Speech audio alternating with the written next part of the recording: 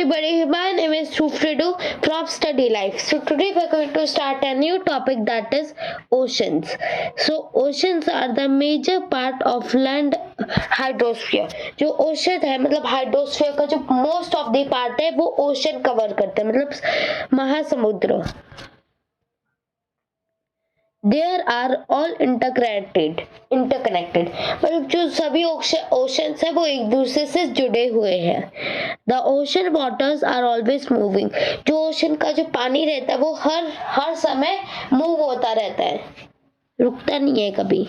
The three chief movements of ocean waters are the waves, the tides, the ocean currents.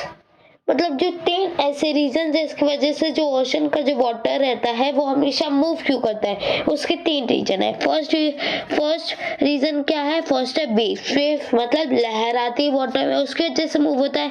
Second tides आती है. Tides मतलब कि जैसे कि कभी हाई प्रेशर होता है वाटर में तो उसको ज्वार कहते हैं, और कभी कभार लो प्रेशर होता है वाटर में मतलब कभी छोटी लहर आती है तो उसको हम लोग भाटा कहते हैं.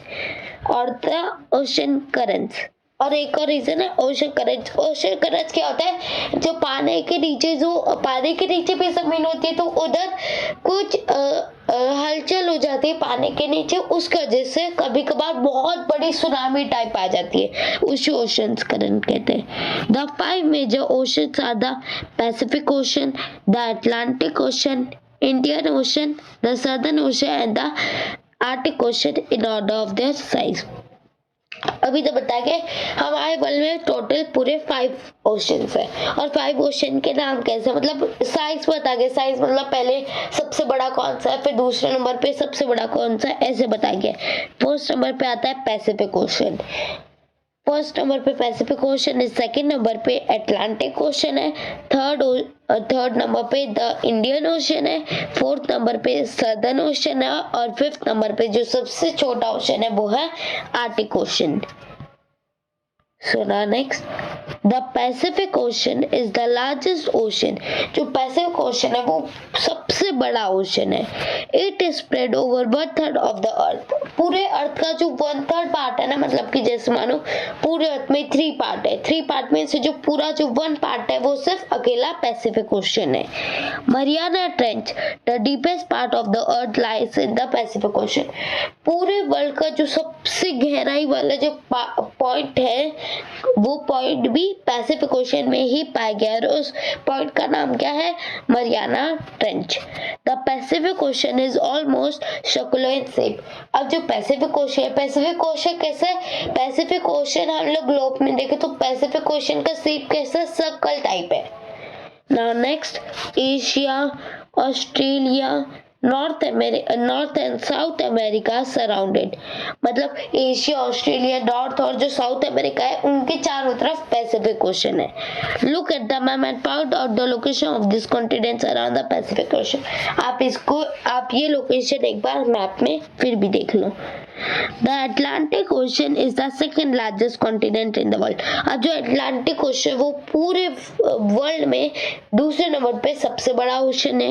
It is S shape. और अभी अटलांटिक ओशन का शेप कैसा है? अटलांटिक ओशन का एस जैसा शेप है. एस जैसा मतलब ऐसा. अटलांटिक ओशन एस टाइप का शेप का. Now next, it is flanked by the North and South Americas on the western side, the Europe and Africa on the eastern side. मतलब north और south America उसके कौन से side में आते हैं? वेस्ट साइड में नॉर्थ और साउथ अमेरिका आते हैं अटलांटिक ओशन के, और यूरोप और अफ्रीका ईस्ट साइड में आता है अटलांटिक ओशन के. The coast line of Atlantic ocean is highly indented. This irregular and indented coastlines provide ideal location for natural harbors and ports. मतलब कि जो कोस्ट लाइन है अटलांटिक ओशन की वो उससे उसकी जो कोस्ट लाइन रहती है उससे हमें बहुत ज़्यादा इंफॉर्मेशन मिलती है. कैसे? क्योंकि जहाँ पे पोर्ट्स बने होते हैं वगैरह वो सभी अटलांटिक ओशन के पास ही बने हैं सबसे ज़्यादा पोर्ट्स वगैरह. मतलब पोर्ट्स वगैरह कैसे होते हैं? जहाँ पे शिप्स पाई जाती है उधर पोर्ट्स कहते हैं. From the point of view of commerce, it is the busiest ocean. अगर हम लोग कॉमर्स का भी देखें, कॉमर्स मतलब कि जैसे ट्रेडिंग वगैरह पुराने जमाने में होती थी, मतलब लेन देन का जो सबसे ज्यादा जो बिजिएस्ट ओशन रहा है वो अटलांटिक ओशन ही है, क्योंकि उस अटलांटिक ओशन के बीच से बहुत सारे शिप से जो सामान था वो ट्रेड होता था. The Indian Ocean is the only ocean named after a country that is India. अब जो इंडियन ओशन है, इंडियन ओशन एक ऐसा ओशन है जिसका नाम एक कंट्री से पड़ा है. जैसा हमारे कंट्री का नाम क्या है, इंडिया, वैसे ही ओशन का भी नाम पड़ा है इंडियन ओशन. ऐसा क्यों पड़ा है? क्योंकि जो इंडिया है, इंडिया भी वी शेप में है, और जो इंडियन ओशन है वो भी आप देखोगे मैप पे तो वो भी वी शेप में है. The shape of ocean is almost triangular. जो उस ओशन के जो शेप है वो टू शेप है. एक तो ऐसा वी टाइप का शेप है और ऐसा ट्रायंगुलर. देखो वी वाला इतना पार्ट और ट्रायंगुलर ऐसे हो गया, तो ये टू शेप उसके हैं. In the north, it is bound by Asia, in the west by Africa and in the east by Australia. मतलब नॉर्थ की साइड में क्या है, इंडियन ओशन के एशिया है, और वेस्ट की साइड में कौन सा कॉन्टिनेंट है, अफ्रीका. ईस्ट की साइड में कौन सा कॉन्टिनेंट है, Australia. The Southern Ocean encircles the continent of Antarctica and extends northward to 60 degrees south latitude. अब जो Southern Ocean फोर्थ नंबर पे सबसे बड़ा ओशन है. अब वो जो सदर्न ओशन है वो अंटार्कटिका वाले कंट्री के पास, मतलब उसके पास ही लोकेटेड है सदर्न ओशन. और वो कौन सी लैटिट्यूड में आता है, मतलब साउथ लैटिट्यूड में, 60 डिग्री के साउथ लैटिट्यूड में वो लोकेटेड है southern ocean.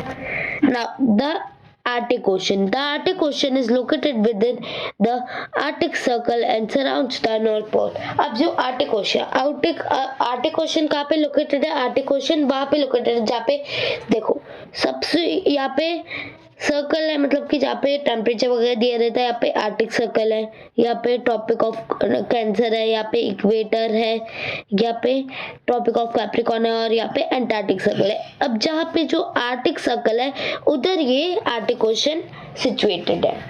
It is connected with Pacific Ocean by a narrow stretch of shallow water known as Bering Strait. अब दोनों में से जहाँ पे जब वाटर मिक्स होता है उन दोनों ओशन का, तो उसके क्या कहते हैं, उसे हम बेरिंग स्ट्रेट कहते हैं. It is bound by northern coast of North America and Eurasia. अब ये इसके चारों तरफ में क्या है, इसके चारों तरफ में जो नॉर्थ साइड में जो कोस्ट लाइंस पाई जाती है वो है कौन से कॉन्टिनेंट की, नॉर्थ अमेरिका की तो है ही, और यूरेशिया मतलब यूरोप की है और साथ में एशिया की भी है. Now next topic is atmosphere. The earth is surrounded by a layer of gas called the atmosphere. अर्थ के चारों तरफ एक गैसेस की एक लेयर है, उसे हम क्या कहते हैं, उसे हम एटमॉस्फेयर कहते हैं. This thin blanket of air is an internal and important aspect of planet. मतलब जो एटमॉस्फेयर वो अर्थ के बाहर तो है, लेकिन जब भी वो एक इम्पोर्टेंट पार्ट है हमारे लाइफ का. It provides us with the air we breathe and protect us from harmful effect of sun rays. अब ये जो एटमॉस्फेयर रहता है, एटमॉस्फेयर हमें जिंदा रहने में तो मदद करता है, साथ में हमें वो सन की जो रेज होती है, देखो सन की रेज हमें डायरेक्टली पड़ती तो हम लोग उधर ही फिनिश हो जाते हैं, हम लोग वैसे नहीं. लेकिन जो एटमॉस्फेयर में ऐसे कुछ गैसेस है जैसे कार्बन डाइऑक्साइड, वो हीट को रोक के रखते हैं. मतलब हीट आती है लेकिन इतनी ज्यादा नहीं आ पाती, डायरेक्टली नहीं आ पाती, टिल्ट होके आती है. The atmosphere extends up to the height of 1600 kilometers. अब जो एटमॉस्फेयर में सबसे एटमॉस्फेयर की कितनी हाइट है ऊपर तक, एटमॉस्फेयर की हाइट है 1600 किलोमीटर्स तक एटमॉस्फेयर लोकेटेड है. The atmosphere is divided into 5 layers based on composition, temperature and other properties. अब एटमॉस्फेयर के अंदर कौन सी गैसेस आती है, कितना टेम्परेचर है, और अलग अलग प्रॉपर्टीज एटमॉस्फेयर की क्या है, वो 5 लेयर्स में डिवाइड है. अब उन लेयर्स, और वो कौन सी लेयर्स है, this layers starting from earth surface are called troposphere. अब वो सरफेस जो अर्थ, अभी वो लेयर जो अर्थ सरफेस से शुरू होकर जो सबसे पहली लेयर तक पहुंचती है, वो उस लेयर का नाम है ट्रोपोस्फियर. अब सेकेंड लेयर का नाम है स्ट्रेटोस्फियर, थर्ड लेयर का नाम है मेसोस्फियर, फोर्थ लेयर का नाम है थर्मोस्फियर और फिफ्थ लेयर का नाम है exosphere. The atmosphere is composed mainly of nitrogen and oxygen, which make up about 99% of clean dry air. अब एटमॉस्फेयर में सबसे ज्यादा कौन से टाइप की गैसेज है? फर्स्ट तो नाइट्रोजन है और दूसरा ऑक्सीजन है.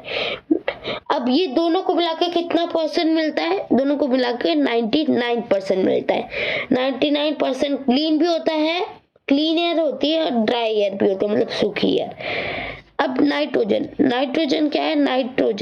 Nitrogen 78%, oxygen 21%, other gases like carbon dioxide, argon and others comprise 1% by volume. अब जो नाइट्रोजन का कितना परसेंट होता है? 78, ऑक्सीजन का 21%, टोटल 99 हो गया. बाकी का 1% कौन से गैसेस के अंदर रहता है? जैसे कि कार्बन डाइऑक्साइड, आर्गन और भी अलग अलग गैसेस साथ में जोड़कर 1% जो बचा रहता है उसको बनाती है. Oxygen is the breath of life by nitrogen helps in the growth of living organism. Oxygen की वजह से हम लोग जिंदा रह पा रहे हैं. अब आप सोचोगे नाइट्रोजन का क्या काम है? नाइट्रोजन जैसे हमारी जो ग्रोथ रहती है उसमें मदद करता है. Carbon dioxide through present in minute amount, it is important as it absorbs heat radiated from the earth, thereby keeping the planet warm. अब अभी कार्बन डाइऑक्साइड कैसे इंपॉर्टेंट है? कार्बन डाइऑक्साइड इसलिए इंपॉर्टेंट है क्योंकि जो सन की जो डायरेक्ट रेज आती है उसमें से हाफ रेज को कार्बन डाइऑक्साइड टिल्ट कर देता है. उसकी वजह से हमें डायरेक्ट रेज नहीं आ पाती और उसकी वजह से जो प्लेनेट रहता है वो वार्म रहता है. It is also essential for the growth of plants. अब जो ये नाइट्रोजन है, नाइट्रोजन का काम क्या रहता है? नाइट्रोजन प्लांट्स के साथ साथ हमें भी ग्रोथ करता है और कार्बन डाइऑक्साइड भी प्लांट की ग्रोथ में मदद करता है. अब आप सोचोगे कैसे? देखो, हमारा प्लेनेट वार्म रहेगा तो सनलाइट मिलेंगी तो प्लांट्स का ग्रोथ होगा. ऐसे प्लांट्स की ग्रोथ के लिए कार्बन डाइऑक्साइड इंपॉर्टेंट रहता है. The density of the atmosphere with height. अब इसकी वजह से जो एटमॉस्फेयर की जो डेंसिटी रहती है वो हाइट के साथ सेम हो जाती है. मतलब फॉर्मूला भी बनना है, density equal height divided by volume. It is maximum at the sea level and decreases rapidly as we go up. अब जो ऑक्सीजन का जो लेवल रहता है सी लेवल से जब हम लोग ऊपर जाते रहते हैं तो ऑक्सीजन कम होता रहता है. You know, the climbers experience problems in breathing due to the decrease in the density of air. ऐसा क्यों होता है? ऑक्सीजन कम क्यों रहता है? कम क्यों होने लगता है जब हम ऊपर जाते हैं? जो भी लोग क्लाइंबर्स जैसे कोई माउंटेन्स में जाते हैं एडवेंचर करने के लिए, ऊपर में जाते हैं तो ब्रीथिंग का प्रॉब्लम रहता है. क्यों? क्योंकि जो एयर की जो डेंसिटी रहती है वो कम हो जाने लगती है उस वक्त. They have to carry with them oxygen cylinders to be able to breathe at high altitudes. वो जो क्लाइंबर्स रहते हैं जो माउंटेन्स वगैरह में जाते हैं उनको अपने साथ ऑक्सीजन सिलेंडर्स लेके जाना पड़ता है. क्या वो हाई अल्टीट्यूड में मतलब ऊंचाई में भी वो लोग सांस ले सके. The temperature also decrease as we go upwards. अब जो टेम्परेचर जो रहता है ना, हमें ब्रीथिंग की प्रॉब्लम नहीं रहती, सिर्फ साथ में टेम्परेचर जो होता है ना वो भी कम होने लगता है, मतलब ठंडी होने लगती है, बढ़ने लगती है उधर. The atmosphere exerts pressure on the earth. This varies from place to place. अब जो एटमॉस्फेयर रहता है, एटमॉस्फेयर का जो प्रेशर रहता है वो अर्थ पे भी होने लगता है. और ये प्लेस टू प्लेस मतलब हर जगह पे होता है. ऐसा नहीं कि सिर्फ अंटार्कटिका के कॉन्टिनेंट पे होता है, ऐसा नहीं कि एशिया के कॉन्टिनेंट पे होता है, हर जगह होता है. Some areas experience high pressure and some areas low pressure. कुछ जगह में ऐसा होता है कि हाई प्रेशर अर्थ में होने लगता है और कुछ जगह में क्या होता है? लो प्रेशर होता है. हाँ, air moves from high pressure to low pressure. अब जो एयर होता है, एयर हवा क्या होता है? हवा के साथ क्या होता है? हवा कैसे मूव करती है? हवा हाई प्रेशर से लेकर लो प्रेशर पे मूव करती है, मतलब हाई से शुरू होती है, लो पे फिनिश होती है. Moving air is known as wind. अब जो मूविंग एयर जिसे हम लोग बचपन से पढ़ते आ रहे हैं, मूविंग एयर, उसे हम क्या कहते हैं? उसे हम विंड कहते हैं. अब ना the last topic, it is the biosphere, the domain of life. The biosphere is a narrow zone of contact between the land, water and air. अब जो बायोस्फीयर क्या है? बायोस्फीयर एक ऐसा जोन है जहाँ पे लैंड, वाटर और एयर तीनों एक साथ जुड़ते हैं. It is in this zone that life it is unique to this planet exists. यही एक ऐसा पूरे सोलर सिस्टम, यही एक अर्थ एक ऐसा प्लेनेट है जहाँ पे लाइफ पॉसिबल है.